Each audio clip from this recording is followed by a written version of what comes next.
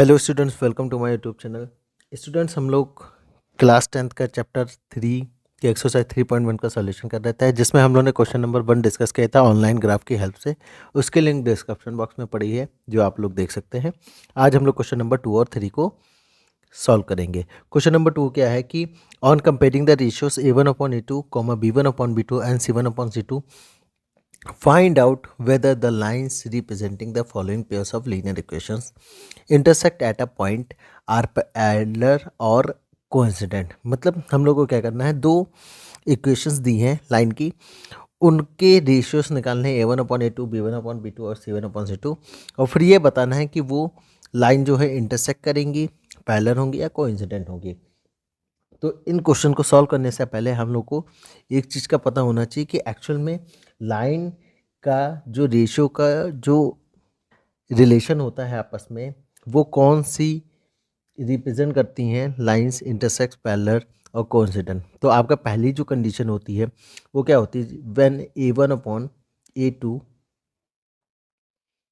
Does not equal to b1/b2, तब आपकी line जो होती है वो क्या होती है, इंटरसेक्ट होती है। ठीक, दूसरी कंडीशन क्या होती है, when a1/a2 is equal to b1/b2 is equal to c1/c2, तब लाइन क्या होगी, कोइंसिडेंट होगी, कोइंसिडेंट होगी। और तीसरी कंडीशन क्या होती है, when a1/a2 is equal to b1/b2 does not equal to the c1/c2, तब हम लोग की लाइन क्या होती है, पैरेलल होती है। ठीक है, ये आपकी कंडीशन है। जैसे पहले का आपका फिगर क्या बनता है, लाइन आपकी बनेगी इस तरीके से ग्राफ पे, और ये देखिए इंटरसेक्ट हो रही है यहाँ पे। दूसरे का फिगर जो होता है वो, जैसे दो लाइन आपकी बनी तो दोनों क्या होंगे, एक दूसरे के पैरेलल होंगी। और जो तीसरे का फिगर बनेगा वो आपका क्या बनेगा, सॉरी कोइंसिडेंट, ये आपका, हाँ, जैसे एक लाइन है इसी पर दूसरी लाइन बनेगी, ये आपका दूसरा वाला फिगर है, मतलब कोइंसिडेंट वाला है, और ये आपका पैरेलल वाला है। ये आपका पैरेलल है, ये कोइंसिडेंट वाला है। तो ये तीन कंडीशंस होती हैं, बट हम लोग इसको ग्राफ पे ना बना के हम लोग इसके रेशियो से भी पता कर सकते हैं। तो चलिए पहला पार्ट करते हैं। पहला पार्ट का आपका इक्वेशन गिवन है 5x माइनस 4y प्लस का 8 इजकल टू 0, और इधर क्या दिया है 7x plus 6y minus 9 is equal to 0। सबसे पहले हमें क्या करना है, इनको जनरल इक्वेशन फॉर्म में लिखना है। तो कंपैरिजन हम लोग करेंगे कि a1x plus b1y plus c1 is equal to 0, और दूसरा क्या करेंगे a2x plus b2y plus c2 equal to 0।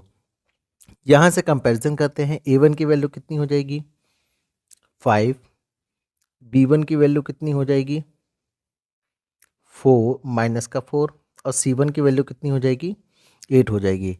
Same as हम लोग यहाँ से भी कर लेते हैं, a2 की वैल्यू कितनी हो जाएगी 7, और b2 की वैल्यू कितनी हो जाएगी प्लस का 6, और c2 की वैल्यू हो जाएगी -9। बच्चों आप लोग ध्यान रखिएगा कि c2 की वैल्यू जो है वो माइनस होगी, ठीक है, क्योंकि माइनस का साइन लगा हुआ है, अगर प्लस होती तो प्लस। अब हम लोग क्या करेंगे, इनका रेशियो चेक करते हैं। तो सबसे पहले हमें क्या करना होगा, a1/a2 निकालेंगे। a1/a2, a1 कितना है 5 है, a2 कितना है 7, ठीक। फिर हम लोग क्या करेंगे, b1/b2 निकालेंगे। b1 कितना है -4/6, सॉल्व करेंगे, 2 2 ज़ा 4, 2 3 ज़ा 6, मतलब कितना आया -2/3। अब देखिए पहली ही कंडीशन से क्या हुआ, यहाँ पे पहली ही कंडीशन से हम लोग को पता चल गया कि जो a1/a2 है और b1/b2 है, वो दोनों आपस में इक्वल नहीं है। कि जो a1/a2 है, b1/b2 है, वो आपस में इक्वल नहीं है। तो यहाँ से हम लोग को कंडीशन क्या मिल रही है कि a1/a2 does not equal to b1/b2। तो जब ये दोनों एक दूसरे इक्वल नहीं है, तो ये जो लाइन है, ये लाइन क्या होंगी, इंटरसेक्टिंग लाइन होगी, या इंटरसेक्ट करेंगे। तो हम लोग लिखेंगे hence the lines intersect at a point. हम लोग ऐसे लिख सकते हैं कि हैंस या सो द लाइंस, ये जो लाइंस हैं ये एक्चुअल में क्या करेंगी, किसी एक पॉइंट पे इंटरसेक्ट एट पॉइंट, किसी एक पॉइंट पे क्या करेंगी, इंटरसेक्ट करेंगी। ठीक है, बस हमें क्या करना है, पहले a1/a2 b1/b2, अगर हम लोग का दोनों में इक्वल होता तब हम लोग क्या करते, c1/c2 भी निकाल के देखते, क्योंकि तब हम लोग के सेकंड और थर्ड वाली कंडीशन बन सकती थी। ठीक है, अब बढ़ते हैं इसके सेकंड पार्ट की तरफ। सेकंड पार्ट देखते हैं क्या है। सेकंड पार्ट की पहले इक्वेशन नोट करेंगे, 9x प्लस 3y प्लस 12 = 0, और दूसरा है 18x plus 6y plus 25 = 0। Comparison करते हैं, a1x plus b1y plus c1 = 0, इधर क्या आएगा, a2x plus b2y plus c2 = 0। ठीक, कंपैरिजन करेंगे इसमें, a1 की वैल्यू कितनी होगी 9, b1 की वैल्यू कितनी होगी 3, c1 की वैल्यू होगी 12। इधर से कंपैरिजन करते हैं, a2 की वैल्यू होगी आपकी 18 और b2 की वैल्यू होगी आपकी 6 और c2 की वैल्यू होगी 24। सबसे पहले क्या करेंगे, a1/a2 रेशियो निकालते हैं। a1 की वैल्यू कितनी है 9, a2 की वैल्यू कितनी है 18, 9 × 9 9 2 18, मतलब वैल्यू कितनी है 1/2। b1/b2 की वैल्यू निकालेंगे, b1 की वैल्यू है 3, b2 की वैल्यू 6, 3 × 3 3 2 6, कितना आ जाएगा 1/2। और फिर c1/c2 की वैल्यू निकालेंगे, तो c1 की वैल्यू है 12 और c2 की वैल्यू 24, 12 × 12 12 2 24, मतलब 1/2। तो देखिए तीनों कंडीशन क्या आ रही है कि आपका a1/a2 b1/b2 = c1/c2, तीनों क्या है एक दूसरे के इक्वल है। किस कंडीशन में तीनों इक्वल होते हैं, कोइंसिडेंस में तीनों क्या होते हैं, इक्वल होते हैं।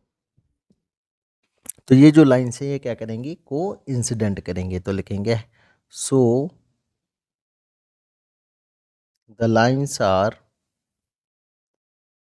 Coincident, the lines are coincident. अब बढ़ते हैं थर्ड पार्ट की। थर्ड पार्ट नोट करते हैं। थर्ड पार्ट क्या है, 6x माइनस 3y प्लस 10 = 0 और 2x माइनस y प्लस 9 = इसको इधर नोट करेंगे, 2x माइनस y प्लस 9 = 0। इसको नोट करेंगे, a1x plus b1y plus c1 = 0। इसको नोट करेंगे, a2x plus b2y plus c2 = 0। ठीक है, अब यहाँ से कंपैरिजन कर लेते हैं। a1 की वैल्यू कितनी होगी 6, b1 की वैल्यू कितनी होगी -3 और c1 की वैल्यू कितनी होगी 10। यहाँ से नोट करेंगे, a2 की वैल्यू होगी 2, b2 की वैल्यू होगी -1 और c2 की वैल्यू होगी 9। ठीक है, अब देखते हैं इनका रेशियो किस हिसाब से बनता है। तो पहले क्या करेंगे, हम लोग a1/a2 निकालेंगे। a1/a2, a1 की वैल्यू कितनी है 6 है, a2 की वैल्यू 2 है, कितना आएगा 2 × 2 2 3 6, कितना आएगा 3 आएगा। b1/b2, b1 की वैल्यू -3, b2 की वैल्यू -1, माइनस माइनस प्लस हो जाएंगे, वैल्यू कितनी आएगी 3 आएगी। अब c1/c2 निकालते हैं, तो c1/c2 आप निकालोगे कितना आएगा 10 आएगा बाई 9, सॉल्व हो नहीं सकता। तो यहाँ पे देखो कंडीशन क्या बन रही है कि a1/a2 = b1/b2 does not equal to c1/c2। ये कौन सी कंडीशन बन रही है, ये कंडीशन बन रही है पैरेलल लाइंस की। तो हम लोग लिखेंगे कि hence the lines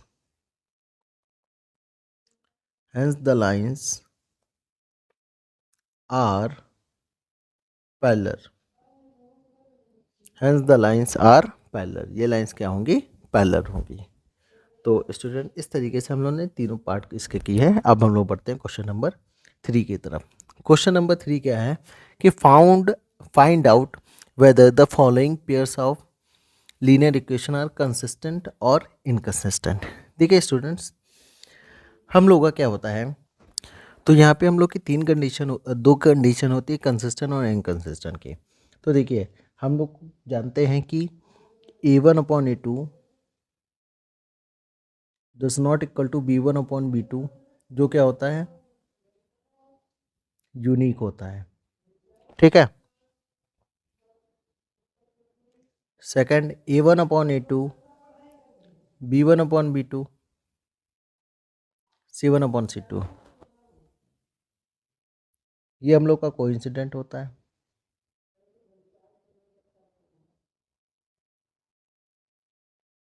third, A1/A2, B1/B2 does not equal to C1/C2, ये हम लोग का क्या होता है, पैरेलल होता है। ठीक है। तो स्टूडेंट्स, यूनिक जो आपका होता है वो आपका कंसिस्टेंट होता है। कोइंसिडेंट जो होता है वो कंसिस्टेंट होता है, और पैरेलल जो होता है वो इनकंसिस्टेंट होता है। ठीक है। तो अगर हम लोग यूनिक जान जाएंगे तो जान जाएंगे कोइंसिडेंट और कंसिस्टेंट है। अगर हम लोग कोइंसिडेंट जान जाएंगे तो जान जाएंगे कि आपका कंसिस्टेंट है, और अगर हम लोग जान जाएंगे पैरेलल है तो आपका जान जाएंगे कि वो कंसिस्टेंट है। ठीक है। तो बस वही करना है जो हम लोगों ने क्वेश्चन नंबर 1 में किया था, बस कंसिस्टेंट और इनकंसिस्टेंट पहचानना है। तो पहला वाला लेंगे पार्ट इसका। पहला पार्ट क्या है, 3x प्लस का 2y इजकल टू 5, और इधर कितना है 2x minus 3y is equal to 7। तो यहाँ पे पहले इसको लीनियर इक्वेशन की लाइन में रिप्रेजेंट करेंगे। तो इसको हम लोग की कंडीशन होती है 3x प्लस 2y, मतलब कांस्टेंट को इस साइड करेंगे, और इधर भी आपका 2x minus 3y minus 7 equal to 0 आ जाएगा। अब यहाँ पे हम लोग का इक्वेशन होता है a1x plus b1y plus c1 is equal to 0। a1 की वैल्यू कितनी होगी 3, b1 की वैल्यू कितनी होगी 2, और c1 की वैल्यू कितनी होगी माइनस का 5। ठीक है। इसी तरीके से हम लोग क्या करेंगे दूसरी इक्वेशन का भी। अब यहाँ पे हम लोग क्या करेंगे, इसमें भी a2x plus b2y plus c2 equal to 0, और यहाँ से a2 की वैल्यू आपकी हो जाएगी 2, b2 की वैल्यू हो जाएगी -3, और c2 की वैल्यू हो जाएगी माइनस का 7। ठीक है। अब यहाँ से हम लोग रेशियो निकालेंगे। तो a1/a2 का रेशियो कितना बनेगा, a1/a2, a1 है आपका 3, a2 है आपका 2। b1/b2 का रेशियो देखेंगे कितना बनेगा, b1 है आपका 2 और b2 है आपका 3। मतलब ये दोनों क्या हैं, एक दूसरे के इक्वल नहीं है। जैसे ही ये दोनों एक दूसरे के इक्वल नहीं आएंगे, हम लोग की पहली कंडीशन बनेगी। मीन्स डैट हम लोग यहाँ से लिख सकते हैं कि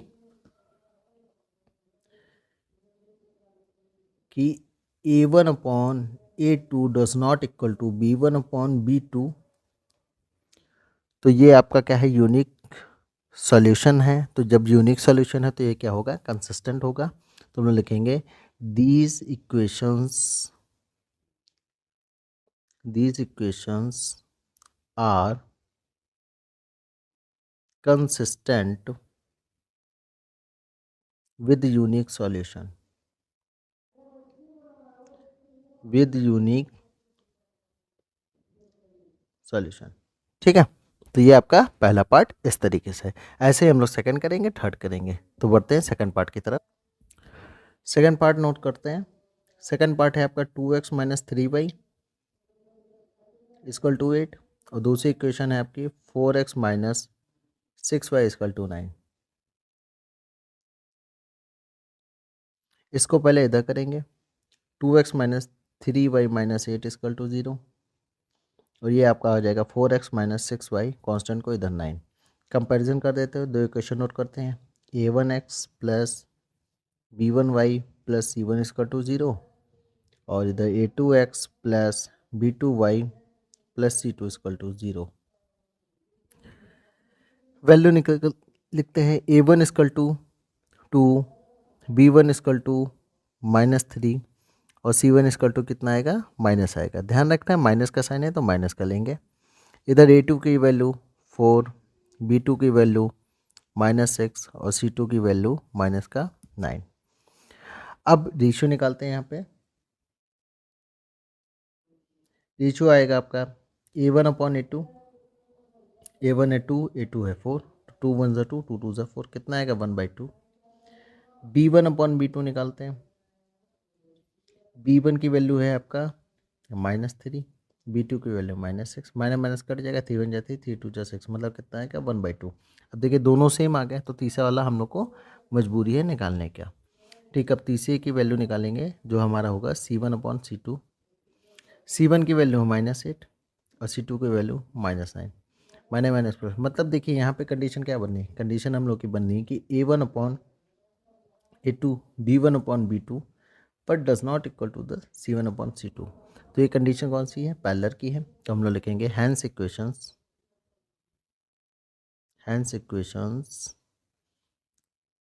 आर, ठीक है, is hence equations are inconsistent, क्योंकि पैरेलल वाला क्या होता है, इनकंसिस्टेंट होता है। इधर लिखा है ऊपर, ध्यान रखिएगा,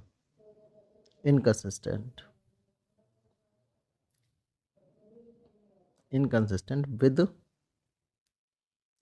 पैरेलल, होगा। अब बढ़ते हैं थर्ड पार्ट की तरफ। थर्ड पार्ट इसका नोट करेंगे। थर्ड पार्ट में भी वही काम करना है। थर्ड है 3/2x plus 5/3y is equal to 7, और दूसरी इक्वेशन है 9x minus 10y is equal to 14। इधर करेंगे, कितना आ जाएगा, कांस्टेंट को इधर 3/2x plus 5/3y minus 7 equal to 0। इधर आपका 9x माइनस 10y माइनस का 14 इजकल टू 0, ठीक है। अब दो तरीके, या तो आप A1/A2 B1/B2 की वैल्यू, सॉरी A1 और B1 की वैल्यू डायरेक्ट ऐसे लें, या क्या करें आप एलसीएम लें। तो हम लोग डायरेक्ट वैल्यू ऐसे ले लेते हैं, कोई प्रॉब्लम नहीं होगी। तो यहाँ से पहले इक्वेशन नोट कर लेते हैं, A1x plus B1y plus C1 equal to 0, और यहाँ पे A2x plus B2y plus C2 equal to 0। A1 equal to कितना आएगा, A1 इक्वल टू आ जाएगा आपका 3/2, B1 इक्वल टू आ जाएगा आपका 5/3, और C1 इक्वल टू आ जाएगा आपका माइनस का 7। यहाँ पे क्या होगा, A2 equal to 9, B2 equal to -10 और C2 इक्वल टू माइनस का 14। अब रेशियो निकालते हैं। पहला रेशियो निकलेगा A1/A2। A1 की वैल्यू कितनी है 3/2 अपॉन A2 की वैल्यू कितनी है 9। तो इसको जब सॉल्व करेंगे तो कितना आएगा 3/2/9, मतलब 2 नीचे चला जाएगा, 9 से मल्टीप्लाई हो जाएगी, 3 से कट करेंगे, 3 3 जा 9, कितना आएगा 1/6। तो A1/A2 की वैल्यू जो आई है वो कितनी आई है 1/6। अब B1/B2 निकालते हैं। B1 की वैल्यू कितनी है 5/3 और B2 की वैल्यू कितनी है -10। तो 3 कहाँ आ जाएगा डिनोमिनेटर में, तो 5 × 3 -10, 5 से 2 टाइम्स कटेगा। B1/B2 की वैल्यू कितनी आएगी 1/-6। तो यहाँ पे देखिए A1/A2 और B1/B2 दोनों एक दूसरे के इक्वल नहीं है। तो जब ये दोनों इक्वल नहीं है तो ये क्या है, यूनिक सॉल्यूशन है। यूनिक सॉल्यूशन में हमारा कंसिस्टेंट होता है, तो हम लोग यहाँ पे लिखेंगे the lines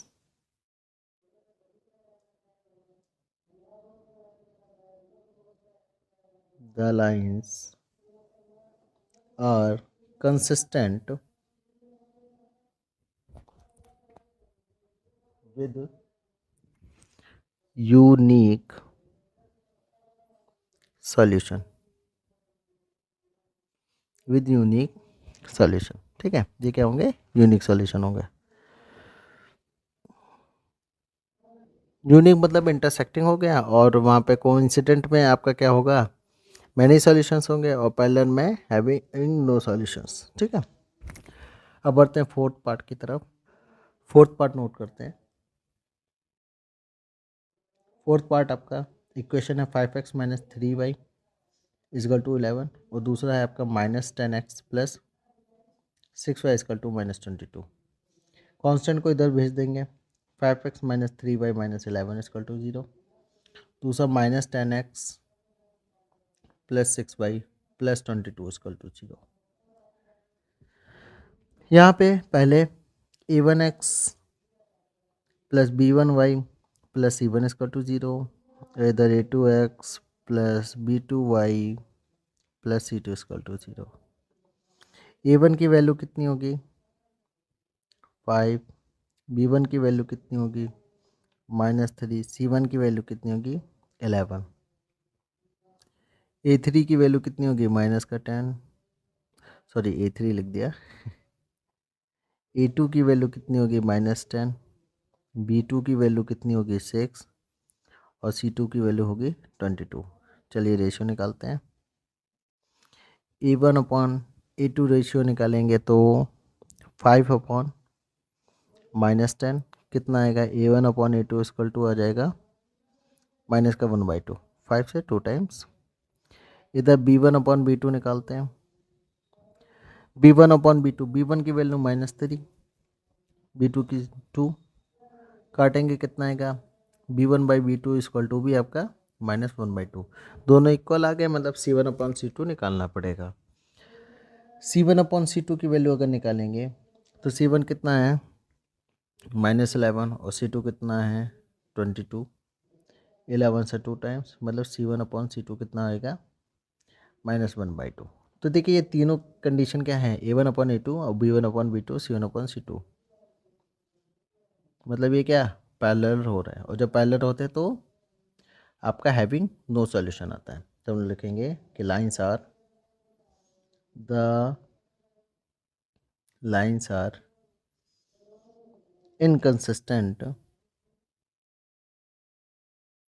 inconsistent with having no solution, इनका कोई भी सॉल्यूशन नहीं होगा। अब बढ़ते हैं लास्ट पार्ट की तरफ। लास्ट पार्ट है इसका 5th,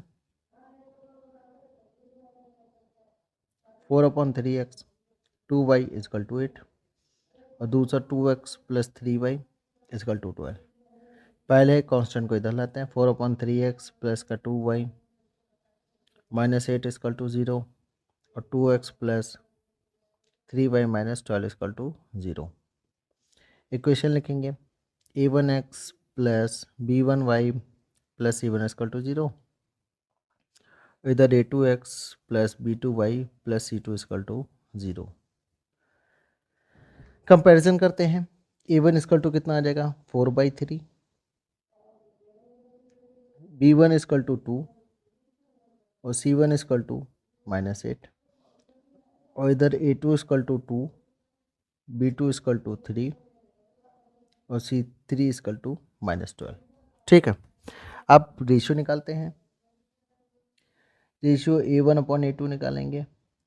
a1 कितना है 4/3, a2 कितना है 2, 3 कहाँ चला जाएगा डिनोमिनेटर में, तो आ जाएगा 4, 3 इंटू 2, 2 से 2 को काटेंगे तो a1 upon a2 equal to कितना आ जाएगा 2/3 आ जाएगा। अब b1 अपॉन b2 रेशियो निकालेंगे, b1/b2 निकालेंगे। b1 कितना है 2 है और b2 कितना है 3 है, तो b1 अपॉन b2 की वैल्यू कितनी आ गई 2/3। दोनों इक्वल आ रहे हैं, मतलब c1 अपॉन c2 निकालना पड़ेगा।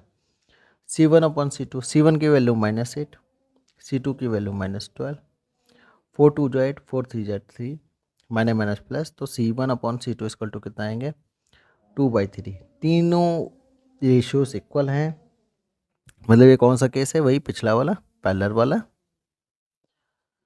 जो हैविंग नो सॉल्यूशन, और ये क्या होगा इनकंसिस्टेंट होगा। ठीक है, तो फिर वही लिख लेंगे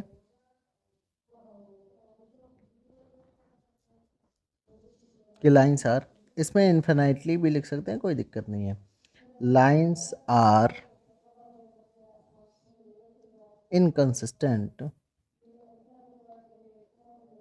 inconsistent with having no solution या with infinity solution, कुछ भी लिख सकता है।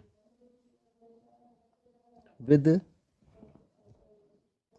सॉरी, इसमें लाइंस आर ये आपका क्या होगा, कंसिस्टेंट होगा, क्योंकि पैरेलल उसका केस बनना है कोइंसिडेंट का। तो कोइंसिडेंट में आपके जो होते हैं वो मैनी सॉल्यूशंस होते हैं। तो यहाँ पे लिखेंगे लाइंस आर, क्योंकि ये देखिए ये तीनों में इक्वल आ रहा है ना, तो lines are coincident with many solution. इसमें भी आप चेक कर लीजिएगा कि जो फोर्थ पार्ट था आपका, फोर्थ पार्ट में भी आपके इनकंसिस्टेंट हो वो सॉरी कंसिस्टेंट होगा with many solution, having no solution parallel के केस में होता है, ठीक है। हैविंग नो सॉल्यूशन जो होगा इनकंसिस्टेंट होगा पैरेलल के केस में। इसमें करेक्शन कर लीजिएगा कि आपका जो फोर्थ वाला था उसमें कि पेयर ऑफ इक्वेशन जो है वो कंसिस्टेंट है with many solution, infinitely solution, ठीक है। तो स्टूडेंट इस तरीके से हम लोगों ने क्वेश्चन नंबर 2 और 3 कर लिया है।